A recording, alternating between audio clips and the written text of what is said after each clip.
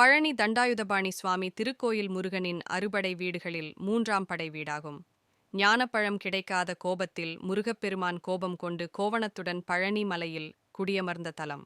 சித்தர் போகரால் நவபாஷாணத்தால் உருவாக்கப்பட்ட மூலவர் சிலை சிவகிரி மலையில் அமைந்துள்ள மிகவும் பழமையான மற்றும் மருத்துவ குணம் வாய்ந்த வழிபாட்டுத் தலமாக விளங்குகிறது. பழனிமலை வரலாறு மற்றும் முக்கிய தகவல்கள்.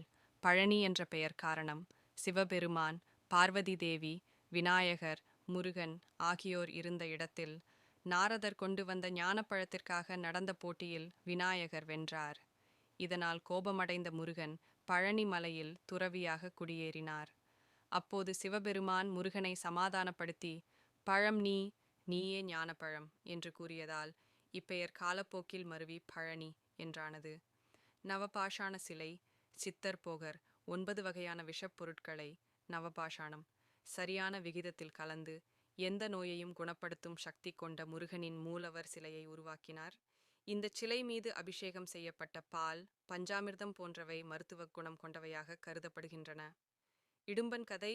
அகத்திய முனிவரின் ஆணையின்படி இடும்பன் கைலாயத்தில் இருந்த சிவகிரி மற்றும் சத்திகிரி மலைகளை காவடியாக கொண்டு வந்து தற்போதுள்ள பழனி மலையில் வைத்தார்.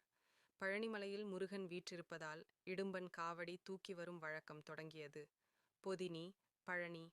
சங்க இலக்கியங்களில் பழனிமலை பொதினி என்று குறிப்பிடப்பட்டுள்ளது. இதுவே பின்னர் பழனி என்று மருவியது. சிறப்புகள். முருகனுக்கு அர்ப்பணிக்கப்பட்ட இந்த மலைக்கோயில் கொங்கு மண்டல மக்களின் குலதெய்வமாக விளங்குகிறது. தைப்பூசம் மற்றும் பங்குனி உத்திரம் இங்கு நடைபெறும் மிக முக்கிய திருவிழாக்கள் ஆகும்.